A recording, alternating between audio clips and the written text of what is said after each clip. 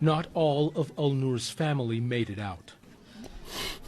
He weeps for a cousin and a nephew, both killed in El Geneina, and he worries for those they left behind. Members of the ethnic African Masalit community, he says they had to lie about who they are to avoid execution at the hands of the Janjaweed, who arriving refugees and aid groups say are seemingly trying to cleanse the capital of Sudan's West Darfur region of rival tribes. The fight in Al Geneina is about finishing off the Masalit tribe. They destroyed all our neighborhoods there. They destroyed every place where Masalit are staying. Now the situation is horrible.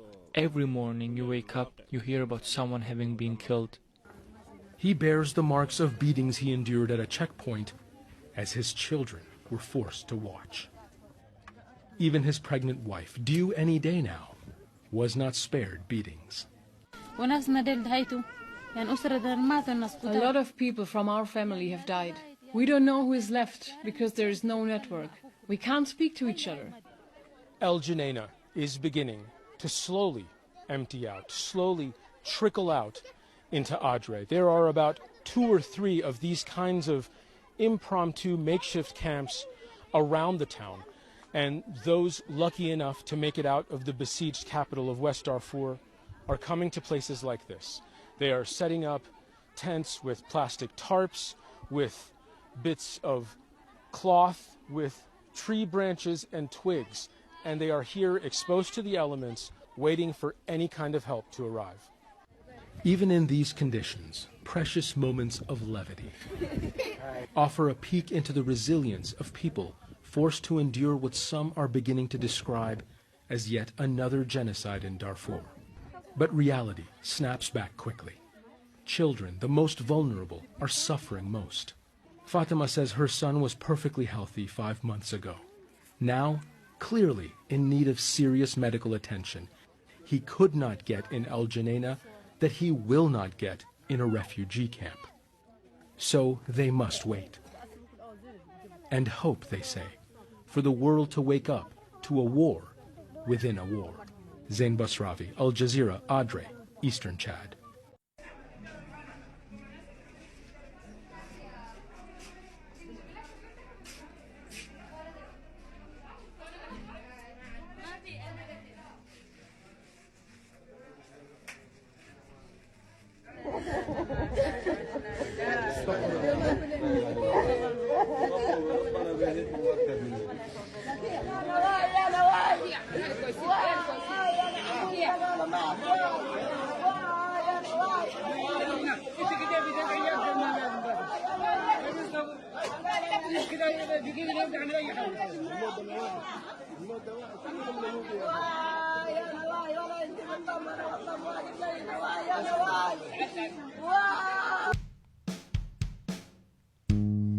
I feel like you're abusing me.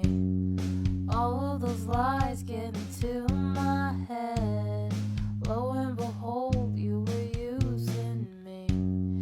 If I'm being honest, to stay for the head. If I'm being honest, honest, honest, honest, honest, honest. If I'm being honest and honest, honest, honest, honest. Turn around.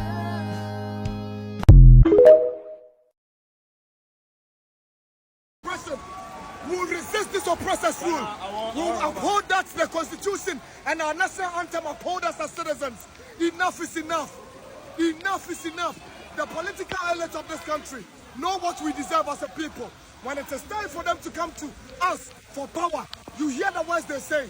We are going to build for you good hospitals. We are going to build good schools.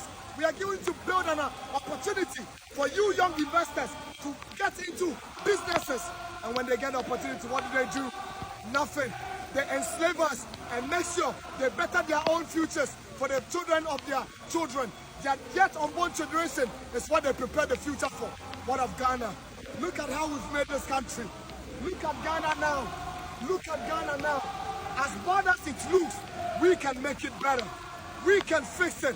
And until we all come together as youth of this country, until African youth come together as one and resist this oppression that our leadership is giving us, it will never happen. And Nkrumah said this, that our independence is meaningless until the total liberation of Africa. I relate this to the current situation we find ourselves as youth. Until we come together, put away our political affiliations and rise up together and say enough is enough. I am MPP, I am MDC, I am a youth, I deserve better. Nothing is going to change. Enough is enough. Yes, our brothers from Niger, we are in this together. We are in this together. One Africa, no matter where you stand, no matter where you're coming from, we are one people. We are one people. We are one people. We deserve better. We deserve better. We deserve better. Africa needs better because we deserve it. Enough is enough. Enough is enough. All these outlets, publicly perceived as liberal-leaning news outlets, have gone fully mask off. This was posted by Anna Gifty on Twitter. So tell me why The Atlantic has posted an article with the title, "War in the Congo has kept the planet cooler." Mind you, 6 million people dead and millions of people displaced. And yet it is presented as a net positive for environmentalism. During the pandemic, early in the pandemic, I remember seeing this exact same framing. That an illness that primarily impacted Black people, brown people, and disabled people, leading to their deaths, would be a positive for the environment. They even said this to disabled people about straws, plastic straws. Who cares about the people that can't swallow? Think about the turtles. And this is all to say, when people act like there's an overpopulation problem, and that's why we have the problems that we have with the environment, they're never talking about white and or able-bodied people. Ever.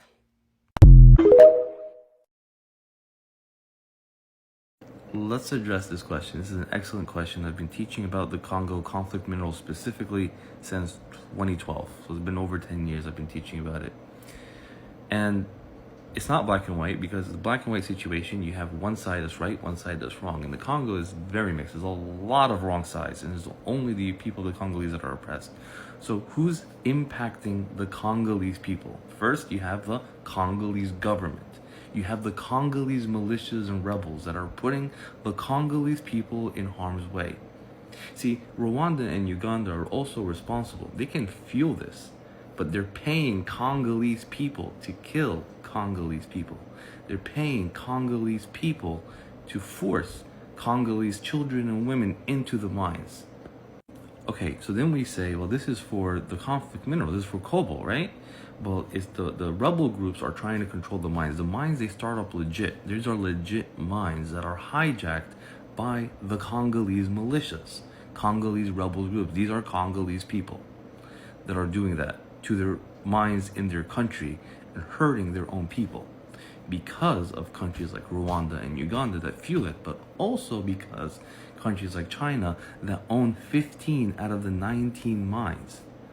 Now, these rebel groups take over the mines, they source the cobalt out, and they mix it with the good batches that China's most likely either aware or unaware, but they don't give a crap about human rights, right?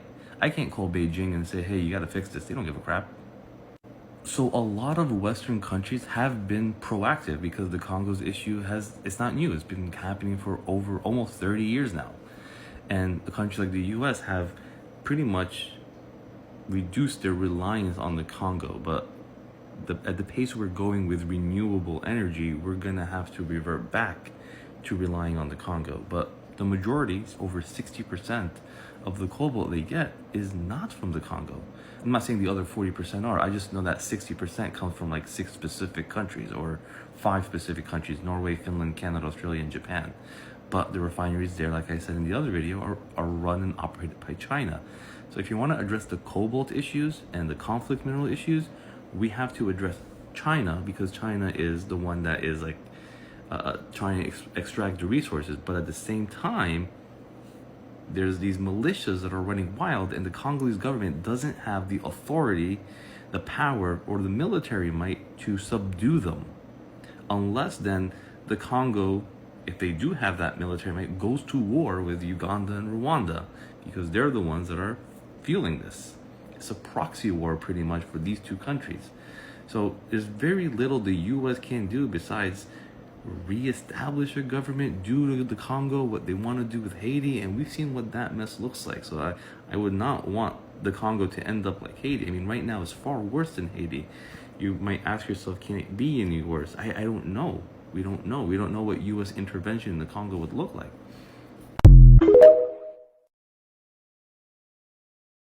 Not supposed to buy into the whole population control shit, right? Okay.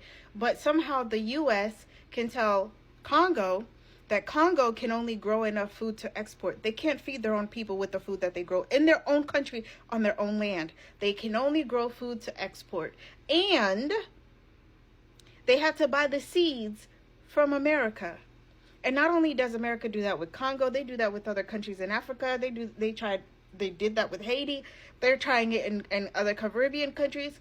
They have made it impossible for the people who are born in that country to survive in that country. If you want a decent chance, if you want a chance at living, if you want a chance at having a decent life, you cannot stay in the country you were born in. You cannot just mind your damn business because there's not enough resources for everybody because America said so. And then they turn around and sanction all of the people like Congo who don't agree with them to make them starve to death.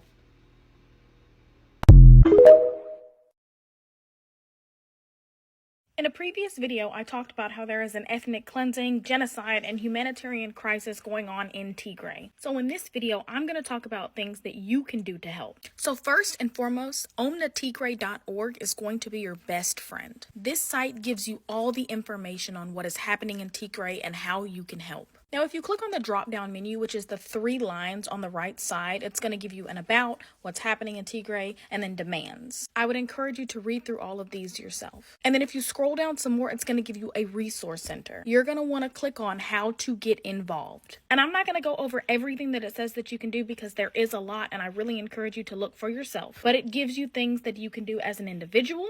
A big thing you can do is contact your Congress representatives and tell them to condemn the atrocities that are being committed by the Ethiopian and Eritrean forces and for the immediate withdrawal of foreign forces from Tigray. Omna Tigray also has call banking scripts for you. It has the demands. It has presentations that you can give to your representatives. Other things that you can do is organize protests and rallies or get involved in local protests and rallies. You can also sign and circulate already drafted petitions calling on Congress representatives to take action. If you have the funds, you can help monetarily. It gives you the places that you can donate to. If you go back to the drop-down menu and you hit the big donate button, it will also take you to 2 more organizations that you can donate to, along with the other organizations that are already mentioned. Again, I would encourage you to go to omnatigray.org yourself and look at all of this information. Figure out 3 things that you know that you can do, and then tell your friends or your family to figure out 3 things that they can do. The link to Omna Tigray will be in my link tree in my bio. I mentioned this in my other video because it is of utmost importance. I'm gonna mention it again here. Go to the second link in the link tree in my bio. Please fill this out so that Tigrayans can get humanitarian aid. We need to talk about what's going on in Congo right now, something people have started to call the silent genocide. Millions of people in Congo are unalived, so other countries, and especially Western countries like France, the UK, or the US, can profit off of their natural resources, specifically coltan, which is a critical mineral used in a lot of technological devices. Western nations have allowed and funded militia groups in Rwanda and Uganda to invade Congo, and especially those coltan reserves. Men, women, and children are being enslaved so they can mine coltan and give it to those Western nations.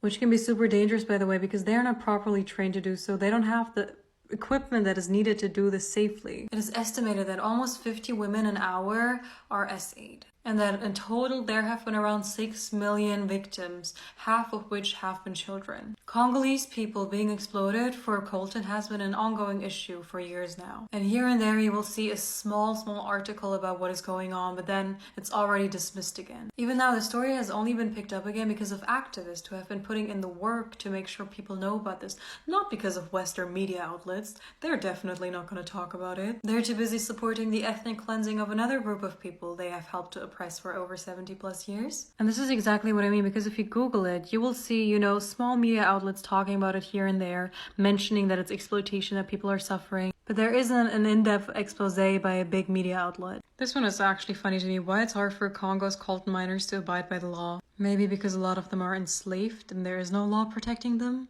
The only way we can change anything here is if we spread awareness and start talking about this for real. Because that is our only power as normal people, average people, to put pressure on these industries that are, enabling this type of behavior. And that is the only time Western nations will ever care about what they are doing in developing nations, when people are starting to point their fingers at them and it's getting, global traction. These people do not deserve to be overlooked simply because they're not important enough of a country to, Western media. We are all entitled to human rights, people in these types of countries as well, even though Western nations like to ignore that. They deserve their freedom and they deserve their justice. The genocide in Congo is not silent. Y'all not listening. Y'all not paying attention. A man literally set himself on fire to protest what's going on in the Congo. Y'all not listening. Y'all not paying attention. Y'all turning away. Y'all not interacting with the content that pops up. Because I see stuff about the Congo. I see stuff about Palestine, Sudan. I see stuff about so many marginalized groups on a daily basis. I comment, I repost, I share. I learn what I can. I donate where I can. I interact where I can. Y'all not listening. There are no silent genocides. You are choosing to be silent about a genocide. That's the difference. When it comes to the ongoing genocide and enslavement of people in Congo, I keep seeing the same dialogue come up, which is, we can't realistically boycott technology, though.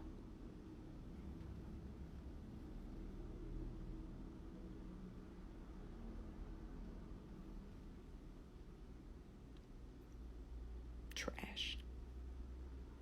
Yes, you can. You know what that looks like? The phone in your hand? Congratulations, that's going to be your phone. For years, if necessary. The laptop you might be looking at this from, or you might be working from, congratulations. That's your laptop for years. The TV that you're watching, whatever you're watching from, bet not be Hulu or Disney Plus, huh? It's going to be your TV for years. Your iPad, tablet, congratulations, you're going to have it for years. That's what that looks like. What do y'all mean it's impossible to boycott technology? Do you know how reliant Apple is on y'all purchasing new phones every single year? They're so reliant on it that they will deliberately slow down old phones so that you have to buy the new ones. My phone is proof. I have an iPhone 8 Plus to this day. And it is painstakingly slow. But it'll be fine. You know why? Because I will be okay. You know who won't be okay? The over 6 million people who have already been killed to this genocide, half of which were children. The 48 plus women being essayed every single day as a form of punishment for not mining cobalt and coltan fast enough. The children who are working from before sunup to after sundown and are so incredibly exhausted, they're not going to be okay. You, with your slightly outdated phone, you'll be fine, boo. I promise. If the RSF is successful in what they are doing in Sudan, then those who stand to benefit include Israel. They will benefit both politically and economically. Israel funds the RSF, the Rapid Support Forces, the ones who are committing massacres in Sudan, the ones who are abusing the women, R-ing the women and the children. And the UAE is also funding the RSF. The United Arab Emirates is also funding this. Do you see that connection now between the UAE and Israel? And as well to the violence and the massacres and the massive amounts of displacement occurring in Sudan. Israel has consistently seeked out regional power in regards to Africa. And the civilians have paid the price of that. And the thing is, the RSF feels that they align most closely with Israel's strategic interests and national goals. RSF has vowed to combat radical Islamists and recently removed the word Al-Quds from its logo. On the other hand, Islamists hold significant influence over the Sudanese army, which runs counter to Israeli interests. Sudan's regime openly supported Palestinian resistant movements in the past. And we know how Israel feels about that. When anybody comes to the defense of Palestinians, they immediately want to attack those people as well. And the Israeli government has even noted that they feel if that chaos continues in Sudan, it will have a negative impact and it will begin to weaken other countries, including Egypt, which they have their eyes on. The RSF has access to a lot of advanced technology when it comes to war, and it's coming directly from Israel. They have been seen with Israeli artillery. They are being given the weapons that they are committing these massacres with. There's footage that emerged of Israeli-made LAR-160 light artillery rockets being used by the RSF in Sudan. And this is not the only weapon that has been seen in their hands that is an Israeli weapon. It is horrifying what the Sudanese civilians are being put through on a daily basis. The amount of displacement, the amount of massacres that are occurring, the amount of women that are being AR'd on a daily basis, the amount of children who are being abused, who are being killed, who are being displaced. And then here is the UAE and Israel sending the RSF resources, weapons, equipment, so that they can conduct this horror. All so they can benefit them in the future. Like I always say, keep an eye on the world and please keep an eye on Sudan. Sudan civilians are terrified and they are losing hope. The RSF is on the verge of capturing Wad Madani, a city that has hosted hundreds of thousands of war-displaced people. People and activists fear that harrowing abuses could follow. In the city of Wad Madani on December 15th, Sudanese civilians woke up to gunfire and explosions. And this city consists of the people who were displaced in Khartoum, the capital, as well as nearby towns. After 8 months of war, the RSF is getting closer and closer to capturing Wad Madani. This is the second largest city in the country's heartland. But don't be mistaken, the Sudanese armed forces are also at fault for the amount of civilian death. Most aid groups and UN agencies have also evacuated foreign staff and closed operations in Wad Madani. The aid groups are saying that they don't want to get trapped in a situation where the RSF captured the city, prompting the Sudanese army to respond with heavy and indiscriminate airstrikes. It's pretty much been up to the Sudanese civilians volunteering that is helping the other civilians. A lot of other aid groups and organizations have pretty much backed out of helping Sudan, so it's been up to local relief in order to help people. A lot of these volunteers are a part of resistance committees, neighborhood groups providing life-saving relief to their communities since the start of the war. Ahmed Al-Hassan, an activist, said that the resistance committee in Wad Madani are buying fuel on the black market to evacuate women, children, and men who are too poor to afford a bus ticket out of town. The resistance committees are mainly trying to help transfer people out of the area to nearby towns. We are helping most people reach Sennar city. But even in Sennar, there is a slow response to the humanitarian crisis from different aid agencies. But once again, there are local initiatives and local people who are doing everything that they can to help their fellow Sudanese civilians. What's happening between the Rapid Support Forces, the RSF, and then the SAF, the Sudanese Armed Forces, is really just putting civilians in such a terrifying place. It is stripping people of their homes, of food, of water, of every type of resource, essentially. And like I stated before, even when the armed forces retaliate against the RSF, they do it in a way that puts so many civilians at risk. This is a power struggle between the SAF and the RSF. Abbas Hamza, who is a freelance journalist and political analyst, said that the fighting has shown that both sides are just interested in cementing their own regimes in a post-conflict scenario. It remains to be seen how civilians will be able to resist whichever party with its regional backers emerges victorious from the violence and continue Sudan's long journey towards democracy. So we're left with all of these organizations pulling out from these cities, no longer providing aid, and even when they do provide aid, it's not enough and it's too slow. It's not getting in there during the most vital times, if at all. So now all the people, the civilians, are responsible for caring for each other, leaving them all in very vulnerable positions, because these are not just attacks between these groups towards each other, but it's the civilians who truly suffer and who become subject to so much abuse and violence overall, as well as mass displacement. If you want to help and you want to use your platform to speak about Sudan and to offer resources to people. I highly recommend following Bee Sun Blast. They are both they're on TikTok as well as on Instagram. She also has a podcast that I highly recommend that you listen to. She provides amazing resources. There's highlights all over her pages, both on TikTok and Instagram, discussing everything, breaking down the history, and then also providing ways in which you can be of use during this time. They reduce you to a non-human, in essence. People are being reduced to a non-human so that they cannot think. They can feel powerless. They can feel hopeless, so they can give up. Imagine, you may not even be able to put your wrap your mind around it, but imagine nearly 6 million people dying in the middle of Europe, and yet we're silent.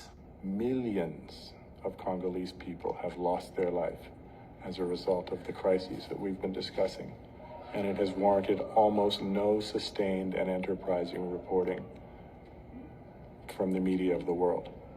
It has obtained no great purchase on the popular imagination. Millions of people dead. Why is it that nobody's talking about it? This is the same international community that said, when there was a Holocaust, that no more genocide would take place, and yet the same community left Rwanda genocide take place, and yet those who committed genocide in Rwanda crossed over in the Congo, and the Congo has become the victim of what happened in Rwanda, and what the international community didn't do to stop it. Killed in a systematic and highly motivated way, and the UN knew about it almost in real time. The UN knew, the US government knew, I believe other governments knew as well. They did not make an effort to openly investigate those, or not good enough. They allowed investigations to be blocked, and they didn't push it. Now the question can be asked, why was that the case? And of course, part of the difficulty here was that many policymakers felt guilty. They hadn't done enough to stop the Rwandan genocide, and that genocide guilt allowed them to cover this up.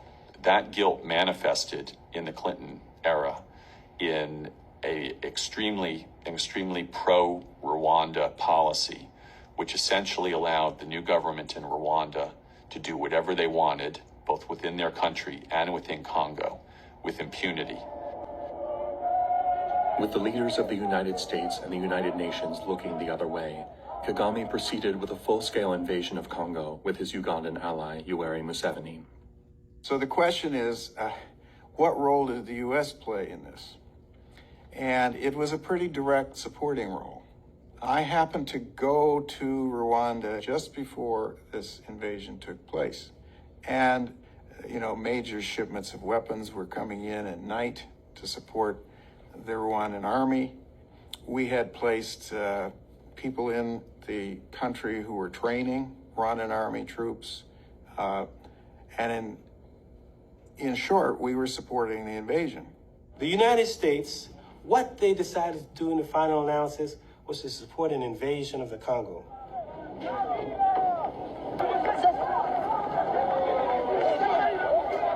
In this case, you had Rwanda and Uganda invading their neighbor, plundering it of its natural resource wealth, and suffering no sanctions at the United Nations Security Council. And you have to ask why, and it's because they had the very strong support and backing of the United States, United Kingdom, and other governments.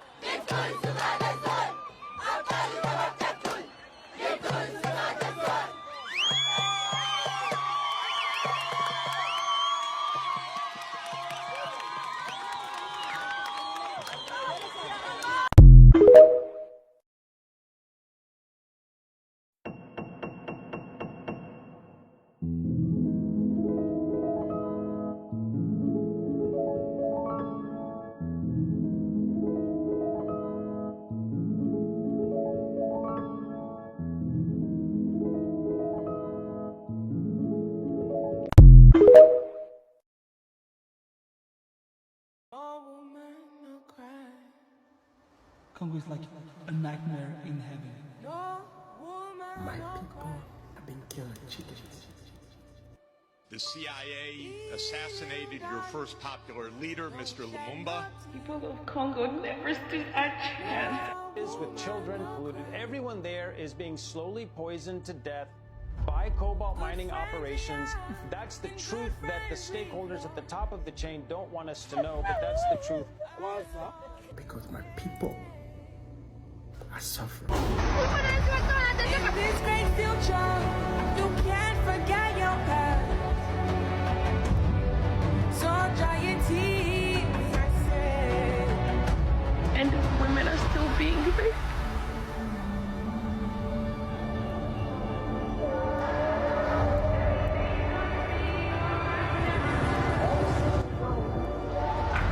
We ran away from our country because of the crisis. And that crisis is this international communities that are causing it. And all of you, you know, and we are aware of that.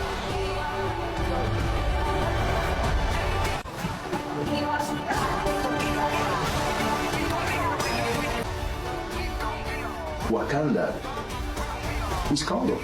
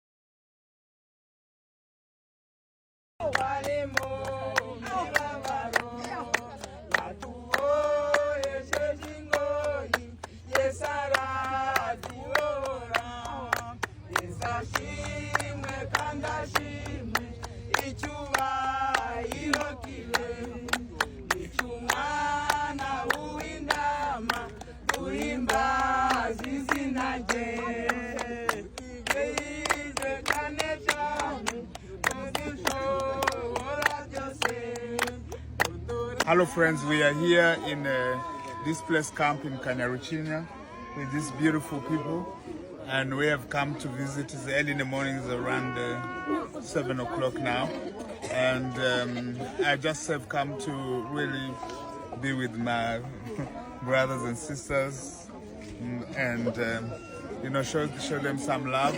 With your help, guys, we are able to help some of the families here.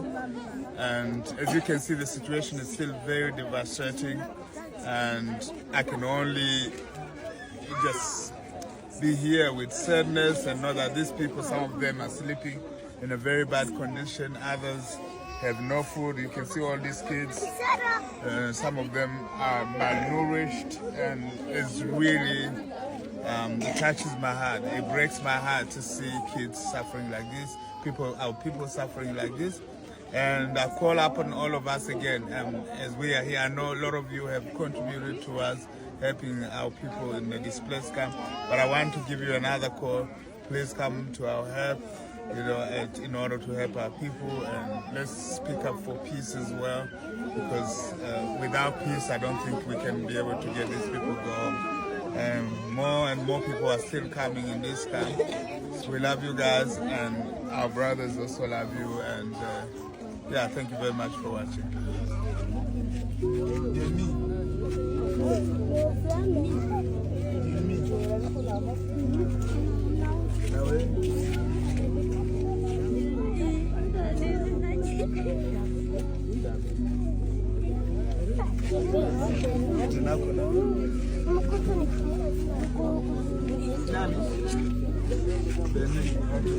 Unanikumbuka? Unanijua? Unanijua nilionaka? Nilikuwa nafanya. Nakuta na nini? Na drone? Ndiyo. Unakumbuka? Zamani.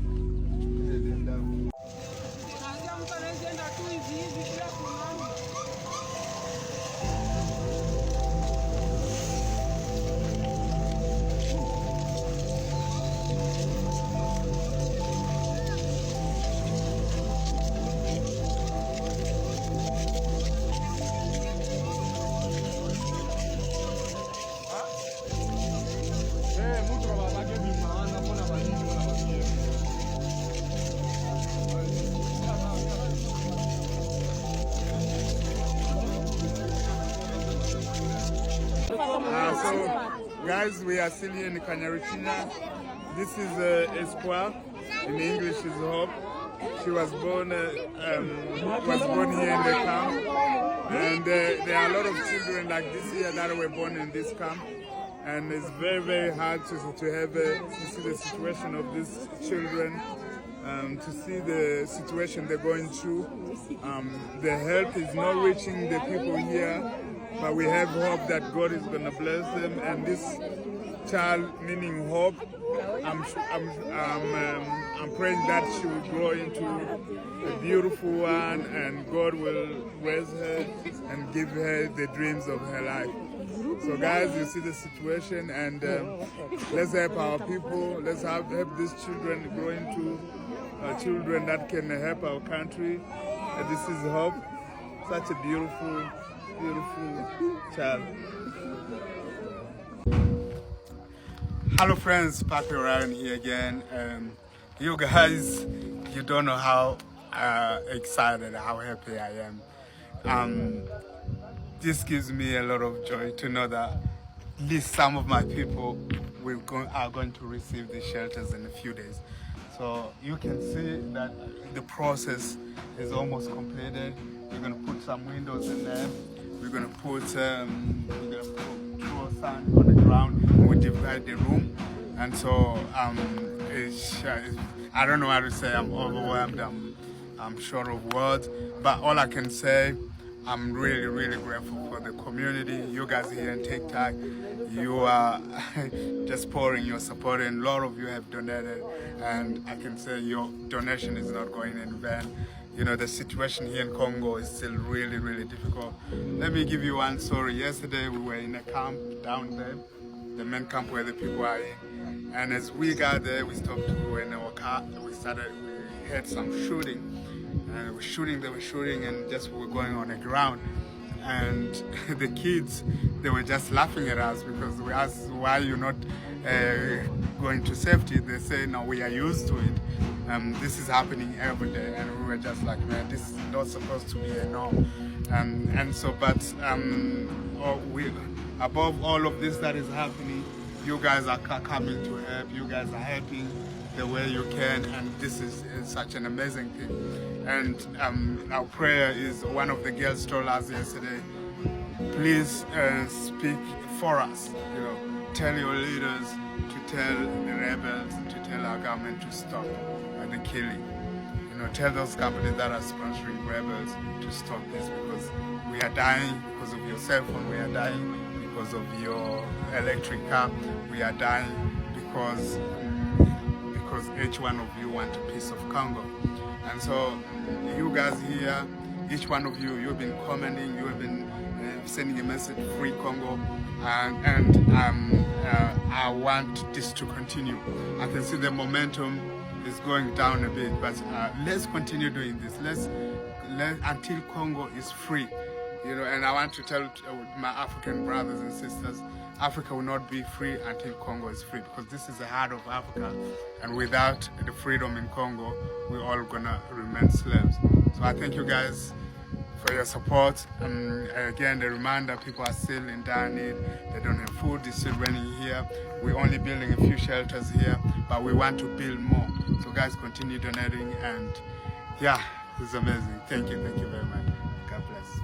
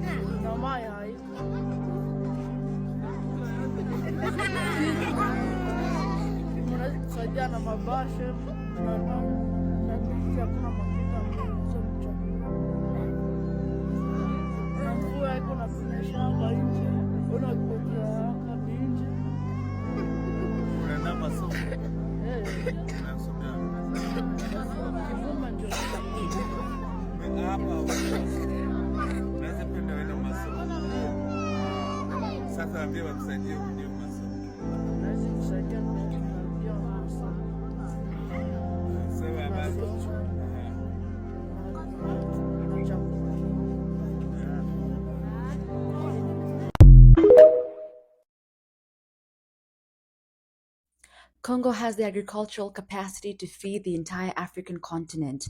Why? Because aside from it being the second largest country in Africa, it is also home to 50% of all of Africa's lakes and rivers.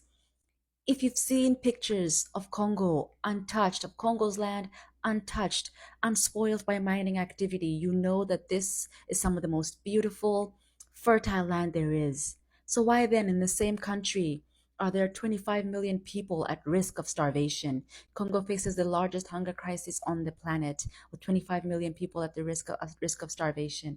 Why is that? Because of mining activity. These gigantic pits in the ground. This is what has become of Congo's farmland. This is what people have to work in instead of working in their farms to produce food for themselves.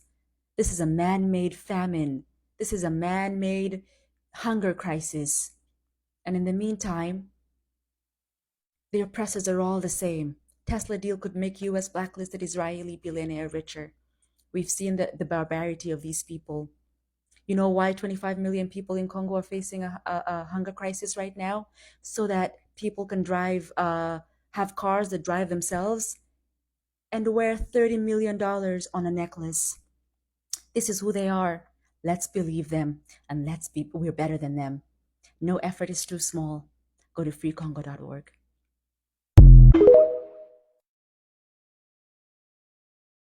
So a 72-hour ceasefire of the war in eastern Congo has been agreed to by both the DRC and Rwandan forces. This was brokered by the US, the same people who perpetrate the war, broker the peace. But we don't want peace for 72 hours. We want peace right now, forever. We will keep putting pressure. In the meantime, I have a documentary suggestion for you. YouTube, Voice of Africa.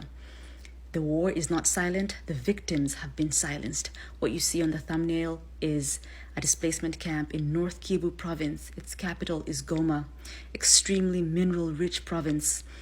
This is the epicenter of the war in eastern Congo, the war for mineral resources. You will not see this on the news because they benefit, but we are the news and we will spread this like wildfire. We owe this to Congo. Go and watch this and share it with everyone you know. Share it online. We owe this to Congo. Free Congo. This is a call to action for Congo. People in the DRC deserve to live freely, in dignity, and to benefit from the work of their hands and their land, which has been far from their reality. Congo is resource-rich but heartbreak-heavy. The country has been under siege from 1. Local Congolese elites who misuse public funds. Unfortunately, these elites are also leaders both in government and the opposition. 2. Neighboring countries that are in proxy wars through which they use rebel groups to extract minerals from the country. 3. From foreign governments who have their hands deep in the demise of Congolese people through extraction and benefiting from ongoing wars using mercenaries. 4. Multilateral institutions such as the World Bank and the IMF that have approved loans to strengthen the economy. This money is often misappropriated and cycles back to the abuse, torture, and destruction of the Congolese. 5. Multinational corporations from the mining industry to auto and tech giants, and this is where we're all complicit. Tech and green energy advancements hinge on coltan, cobalt, copper, gold, tungsten, among others which come directly from Congo. This is done at the expense of men, women, and children enslaved and killed in the process of mineral extraction. With 6.9 million people displaced and 6 million dead since the conflict began, we all need to do more. So here are some things you can do to help. 1. Learn as much as you can. We're not free until everyone is free. 2. Spread the word because silence is complicity. 3. If you can donate or organize for financial help, please do. You can connect with friends of the Congo on how to exactly do this. 4. Amplify the voices of Congolese artists, activists, justice advocates, and many more. Share their work, speak about their work. A repost goes a long way. 5. Apply pressure to external forces to do the right thing and leave Congo or stop funding projects that are harmful to the Congolese people. Congo needs our Ubuntu now more than ever. Freedom is an act of community. Make sure you show up in any way you can. Big reason why Palestine took off is because Go back and listen to everything Husna says because it's all true. Africans, we have a long way to go. We have a long way to go. I understand there's a lot going on in our respective countries. But we have to know, we have to understand that Congo, it all starts with Congo. If Congo is put in order, everything else falls in line. I'm not Congolese, I'm Kenyan. I may speak Kiswahili like the people in Eastern Congo. I may have been raised listening to rumba and soukous and enjoying Congolese culture like many of us African kids, right? And even no matter, that doesn't, even if I had no, connection like that to Congo, I would still be standing in solidarity with them simply because I am an African. Simply because I am an African. The dedication, the passion that the Middle Easterners are showing for their Palestinian brothers and sisters, let that translate. Let that translate to us Africans. They understand that the liberation for the Palestinians is a liberation for them all, wherever they may be. Whether in the UK, whether in the US, whether in Australia, they understand that, right? How about us Africans? I know there's a lot going on in our lives, but please, let us put Congo at the forefront in our conversations. Let's look for people who are on the ground in Congo doing the work, communities. Let's build community around the liberation of Congo, because the liberation of Congo is a liberation for all of us.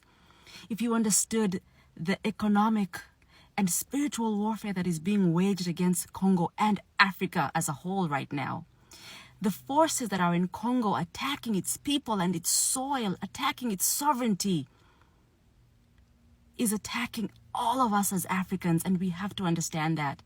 Congo must be spiritual for all of us as Africans.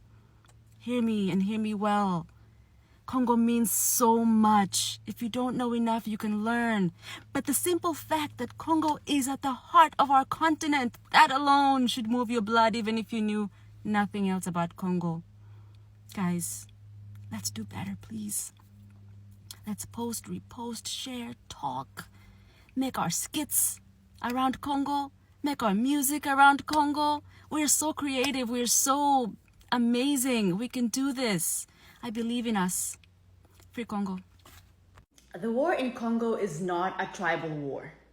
It is not an ethnic conflict. They will have you believe that this war is just those Africans over there doing what they do with their tribal wars that flare up every now and again. Wrong. This is a resource grab. This is a land grab. The natural wealth of Congo runs the global economy. Congo's natural wealth is the backbone of Western corporations and Eastern. And these same corporations are the backbones of their respective governments, these democracies. And so they will lie to you and tell you, don't look over there. It's just them doing what they do. No, pay attention. Pay attention to Congo. Free Congo. I don't want to be part of a future, a part of an advancement that uses 6-year-olds to mine raw materials for the production of robots, for the production of cars that drive themselves.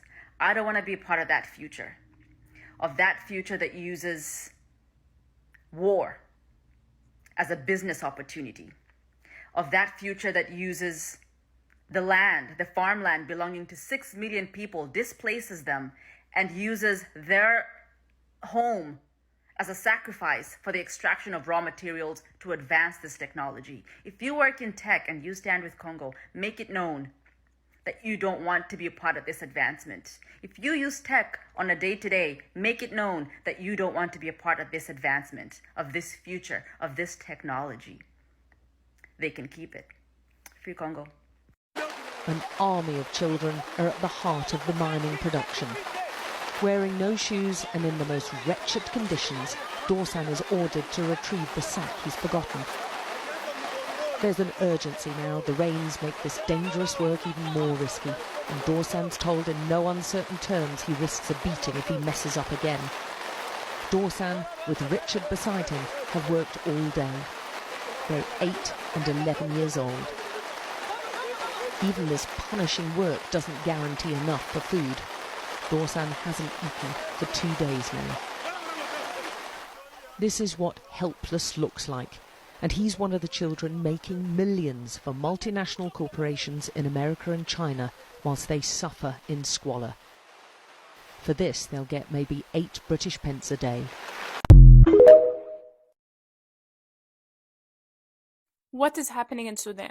Do you remember the Arab Spring that happened in 2011 in the Arabic countries? Sudan did the same, but a little later, in 2018. In 2018, the Sudanese people did a revolution against their president Omar al-Bashir, and it resulted in taking him down. And when he left, 3 other politicians remained in power. Who are they? Ahmed Awad bin Auf, Abdel Fattah Burhan, and Hamditi. Hamditi is the problem. Hamditi was the commander of the Rapid Intervention Forces in Sudan. But Hamditi wasn't even a politician. Hamditi had another business of farming animals. But he had like a gang protecting his animals in the farm. Those were the people used in his Rapid Intervention Forces. It's like an army. And when Omar al-Bashir was in power, he heard about him and he got him to bring his people to protect Omar al-Bashir. So now Omar al-Bashir had the army and this Rapid Intervention Forces to protect him. And after the revolution, when Omar al-Bashir was taken down, Bin Auf, do you remember, the first guy, he left his position and he left everything to Burhan and Hamditi. Who is Hamditi? Hamditi is the commander of the Rapid Intervention Force. Who is Hamditi? Hamditi basically has a gang. And everything was fine until Burhan and Hamditi fought together. And resulting of that fight, the Rapid Intervention Forces started fighting with the Sudanese army. Now we have 2 armies fighting each other and they are both armed. And the Rapid Intervention Forces started occupying land after land, going in, unaliving the men and the women. And anyone who just thinks of posting that on social media from inside Sudan or talking about it is executed right away. And that is why the Sudanese army is not able to do anything, because those people, the gang people, are getting protection in the houses of the civilians, basically taking them as human shields. And that is basically a summary of what is happening now in Sudan. And that started in April, so it's been almost 8 months. These people in war for 8 months. وَإِنْقَضُّوا ذَاتَ يَوْمٍ عَلَيْهِمْ كَالْأُسُودِ. As a humanitarian activist, and as I have been talking about Palestine and the genocide in Palestine the past days, now I also have to speak about Sudan and what is happening to the Sudanese people, because it's not getting that much media attention, because all the attention is going to Gaza and Palestine. As we are speaking now, millions of Sudanese people are displaced from their homes, and they are moving from one city to another, leaving their homes, their lives, everything behind them, escaping from the Hamiditi militants. The Hamiditi militants is a militant group that is supported by some criminal Arabic organizations and managed by Tel Aviv. Those militants are going from one city to another, occupying the land and stealing the houses and unaliving the men and the women and unaliving the children. Whenever they reach a place, they just commit massacres and unalive all the people and occupy their land. Isn't that reminding you of something? That's the same technique of the Israeli people in Palestine. There is absolutely no media coverage there because people there don't have time to record or take any photos. And if they do, it would be their last ever. That's why I decided to speak about Sudan today on my platform, because as you are watching the genocide in Gaza, put in mind that the same thing is happening to the people of Sudan, and it is happening from the same people who are committing the crimes and the genocide in Gaza. Our enemy is one. It's a one enemy that we have in the Middle East. So please be focused on Palestine and Sudan and Syria and all our Arab people who are living through these war crimes every day. And I will read this part in Arabic. فَأَبْقُوا عَيُنَكُمْ تَدُورَ كَالْعِقَابِ وَنَامُوا واقفين انتباها كالأحصنة وَأَحْفَظُوا الثَّأْرَ داخلكم كالجمال وَإِنْقَضُّوا ذَاتَ يَوْمٍ عَلَيْهِمْ كالأسود حتى لا نموت سدى كالخراف. And that was said by Yusuf il-Damuki. Because of the Democratic Republic of Congo, we have cars, we have trains, we have airplanes, we have now electric cars, and we have phones, especially iPhones that we all love and get every single year. It's because of these people, and they are going through exploitation. They're going through the worst dehumanized behavior any group of people can endure. It's because of these people. They're being harassed, they're being raped, they're being assaulted. The children, men, and the women.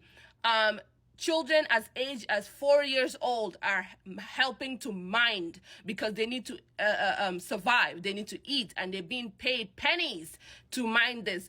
Well, this is going through our technology today. And how much is the iPhone? iPhone 15 is coming up right now, guys, and everybody's gonna jump to buy it. It's more than $1,000. It's from the expenses of these people. These people who are going through the worst right now. So I need you guys, let's all boycott the new iPhones coming out. Let's boycott, because since we're boycotting these brands that are supporting Palestine, let's boycott the new iPhones and the new phones coming out, because honestly, these people need our help. They've been need the world's help. And I've done so many videos, so you guys definitely know that you can go back to see my playlist for Congo and Sudan, and you will see the videos. You will see me talk more about it. Let's boycott the new iPhones. Let's boycott the new phones coming out, because we have too much phones, too much technology, you know, and we are paying thousands of dollars for these devices, you know, and the computers and stuff. And this is the labor. This is inhumane. Let's boycott for Congo. Let's do something for these people. Right now, it's just me and some creators on TikTok talking about this issue. But you don't see this on CNN. You don't see this on Washington Post. Nobody's talking about Congo or Sudan or what's going on in Africa. Nobody cares. You know, so we need to continue making our videos. You guys also get up and make your videos and share and like and repost, so that these mass medias can pick it up, and for the world to wake up and to see that these people are going through the worst situation any human being can go through, and it's unfair. And we are all privileged to you know, indulge in their hard work, and they're not being paid at all for their hard work. And children as age as 4 years old. Can you believe that? Let's boycott. So the U.S. says that Congo and the rebel groups have agreed for a 3-day ceasefire ahead of key election. You see, these politicians, what grinds my gears is that they're always for their own best interests. America and Israel, I bet you, told the rebel groups to stop their fighting because elections are coming up, which is the most important thing to them. You have given these people 3 days of ceasefire instead of a permanent ceasefire, and to get these rebel groups that you are financially funding to stop killing innocent Congolese people, you don't give them a permanent ceasefire. You give them 3 days of ceasefire just to get what you want. And because the pressure is coming hard on social media and around the world, because now we see you and what you're doing in Congo, this makes me so livid. This 3-day ceasefire also shows that Congo is capable of having peace.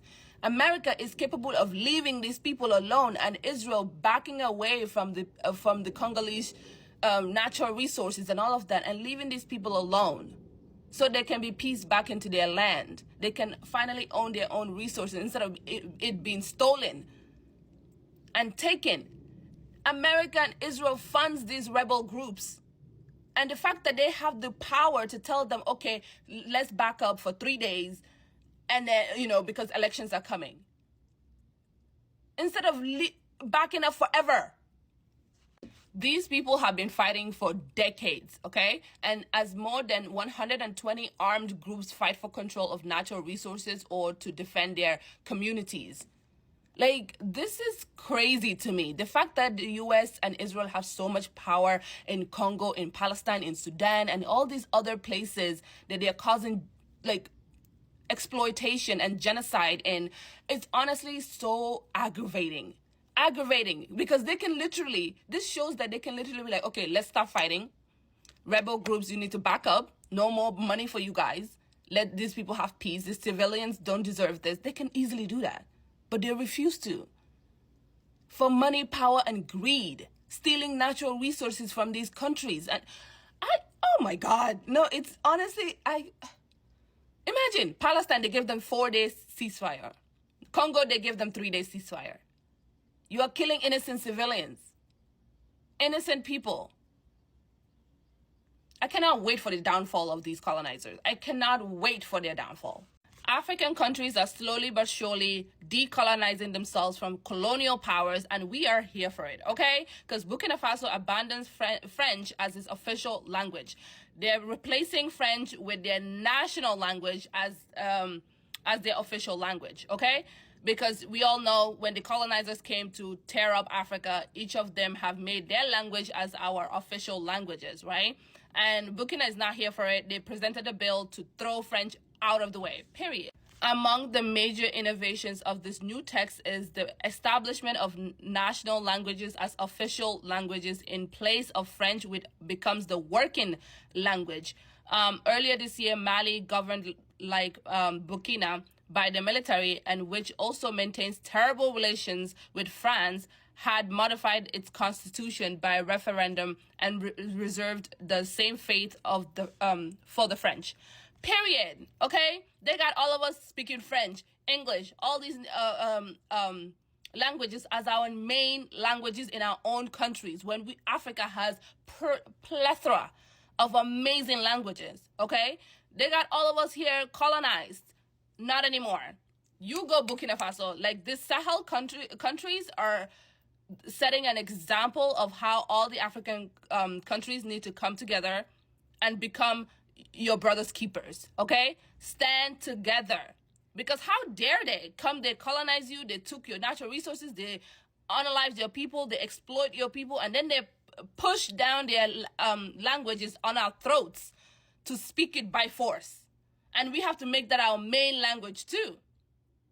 Like, that is crazy to me. So slowly but surely, I hope the other countries adopt the same thing, and let's kick these people out of our country, because enough is enough. Enough is enough.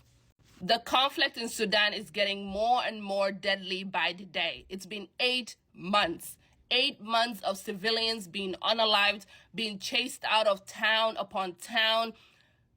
Literally thousands and thousands, hundreds of tens of thousands of people moving their entire belongings and family, and from nowhere is safe for these people. There has been now 4 cities that these rebel groups have taken over. People, thousands of people running away for their lives.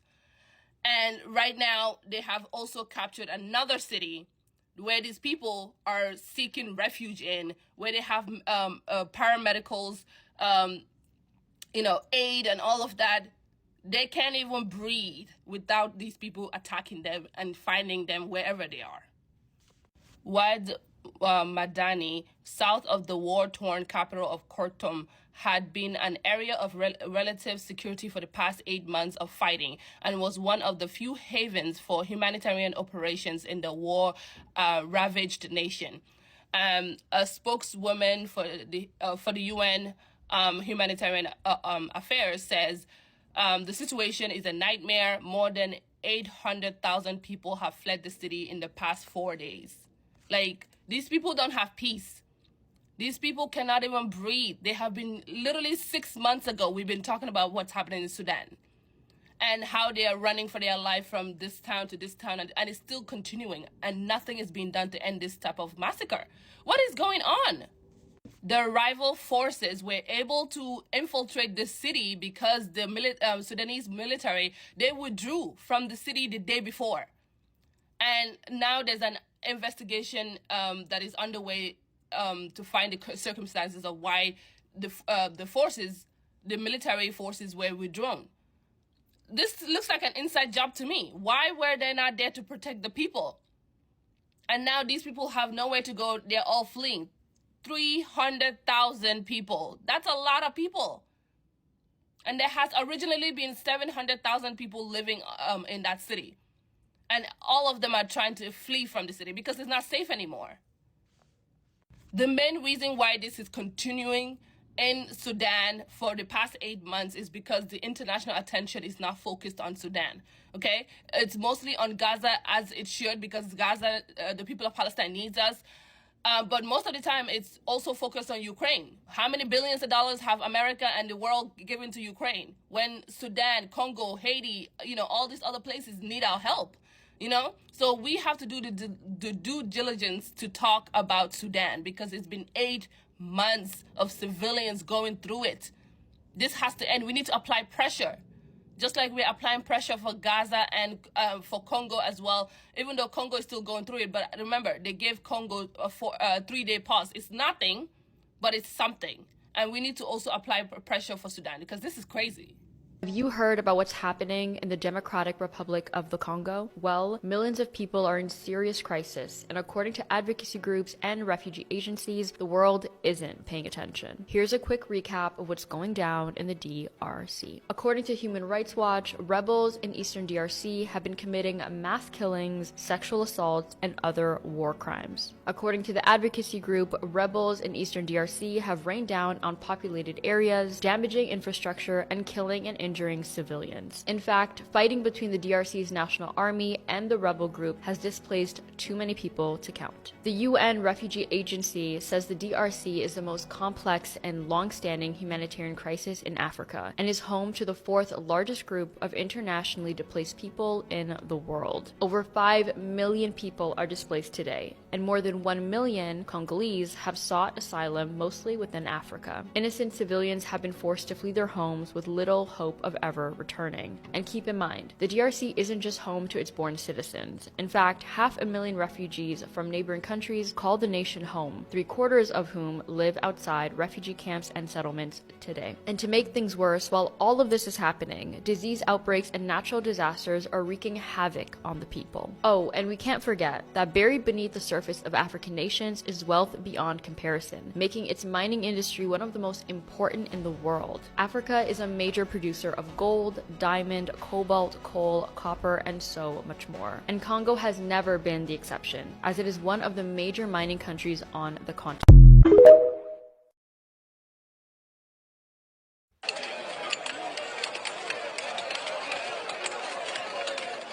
This is what 40,000 child slaves look like while working in the cobalt mines of Congo. They also working in coltan mines and diamond mines as well. 2 quick facts.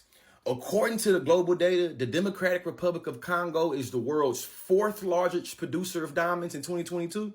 Second fact, the rechargeable batteries to the smartphones, the computers, the electric vehicles, and the vapes are frequently powered by cobalt mined by workers laboring in slave-like conditions in the Democratic Republic of Congo.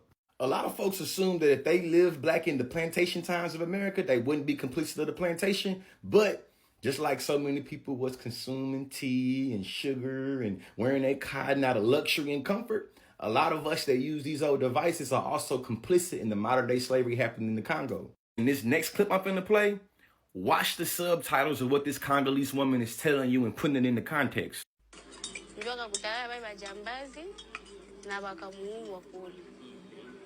Maisha yangu ya mbele ya vita kwa tofauti, juu tulikuwa tunalima ile mashamba, tunaleta ile mihogo na ile sombe tunakula. Lakini tangu vile bautu balingia mupori, hatupate tena gisi ya kwenda kushamba, ya kuleta ile sombe, na njoo vitu tunakamatisha tu kazi ya kutwanga maiu. Juu tuone tutapata ile msaada ya kulisha watoto. In the rebel she was just referencing to, they refer to as the M23 that's backed by the Rwanda and Uganda government. And guess who supports their military efforts? The US, the EU, France, and United Kingdom and other countries should suspend military support to Rwanda as long as it's assisting M23. For the people in the back, when foreign governments go through instability and they have natural resources, who do you think that instability benefits? The American government and all the corporations out west. Think about it. If Congo produces the 4th largest amount of diamonds and they still one of the poorest countries in the world, who does it benefit when they producing, putting all this blood, sweat, and tears and labor into mining diamonds? Y'all remember that Kanye West song? Diamonds are forever. A better question. Why did the occupation state send its director of intelligence to Congo on behalf of a corrupt businessman? Money, money, money, money. Here's the impact of why y'all should care about what I'm about to tell y'all in detail. Because of the harsh conditions of diamond mining and the little pay it provides to workers, much of Congo is in poverty. According to UNICEF, the DRC contains over 50% of Africa's water reserve, but 33 million people in rural areas do not have access to potable water. Think about that. Now back to this guy. One of Israel's richest men does his business from a discreet floor in the Israel Diamond Exchange and lives in the nondescript villa in one of Tel Aviv's trapper suburbs. At home, he is little known to the public. But across Africa, his name has long resounded controversially, especially in Congo. Dan Gertler is his name. He's age 48 and he's part of a diamond trading family. He began doing business there in Congo in the 1990s and has since bought lucrative mining concessions, partly due to his closeness to the old people that presided over Congo, the father and the son that was there from 1997 up until 3 years ago, because you know who benefits from instability, and obviously Joseph Kabila, father and son, Lauren, both obviously that was single-handedly making sure and sustaining that old instability. Mr. Gertler's interests in Congo have included diamond, copper, cobalt concessions, some of which sold to Glencore, one of the world's biggest commodities traders. What you see behind me are the Congolese people being forced to mine natural resources, especially coltan, out of their own free will. And this is being enforced by the militia group of Rwanda and Uganda that is funded by the colonizers, America, Britain, France, and Israel. This is what these people are going through every single day of their lives. This is what's happening. And anyone that refuses to do this, you get either unalived, or if you're a woman or a girl, you're going to be hourly. Like literally, the soldiers take turns to basically assault young women and grown women over and over and over again. In Congo, it's the most unsafe place for any woman and any girl to live there because of all the atrocities that are happening to them. So this is the reality of the people of Congo. And the world needs to wake up. You guys, we need to talk more about what's happening in Congo, in Sudan, and what's happening around the world, because we have... Do you know where America gets most of its diamonds from? And this is old data. This has been going on for decades. You might be wondering where the US gets all of these diamonds. The US imports most of its diamonds, 87% in 2013, from just 3 countries: Belgium, Israel, and India. These 3 countries are major hubs for polishing and refining diamonds. Even though they are major diamond refining hubs, Belgium and Israel don't mine diamonds. Because of this, rough diamonds typically don't have Israel or Belgium as their country of origin. So where are they getting the diamonds? Israel is considered one of the most important countries that import rough diamonds and the most prominent countries that export polished diamonds. Most of these diamonds come from African countries such as South Africa, Liberia, Congo, the Ivory Coast, amongst others. These countries are directly linked to groups committing massacres against civilians in order to obtain diamonds. I'm trying to learn more about Congo and Israel dealings with the world. It's all interconnected. Everything that Israel does affects all of us. The rabbit hole goes deep.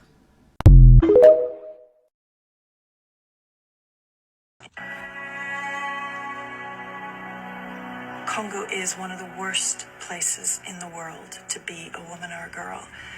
And one of my recent trips to Congo, I met up with a young girl who was 15 years old. She had been violently raped by one of the rebel groups, and she had been held for 3 months in a hole in the ground, in a pit, naked.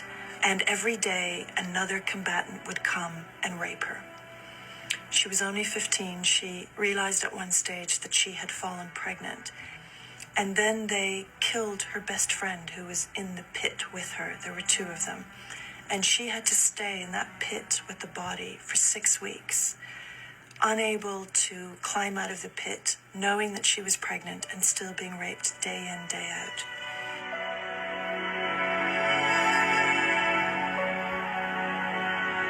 Since 1996, hundreds...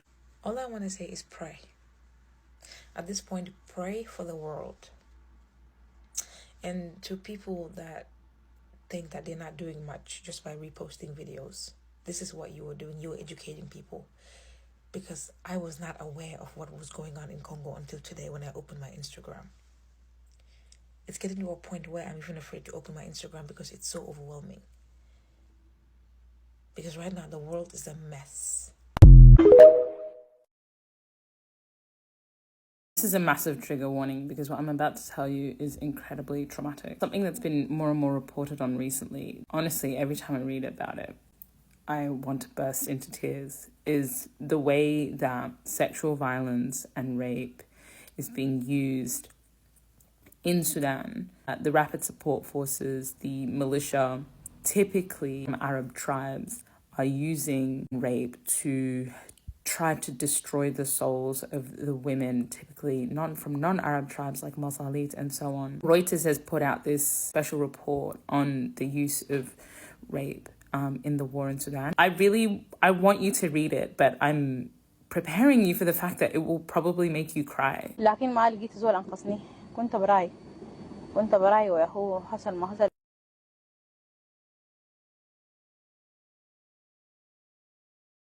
How does a country move forward? How do people move forward? How do these women move forward?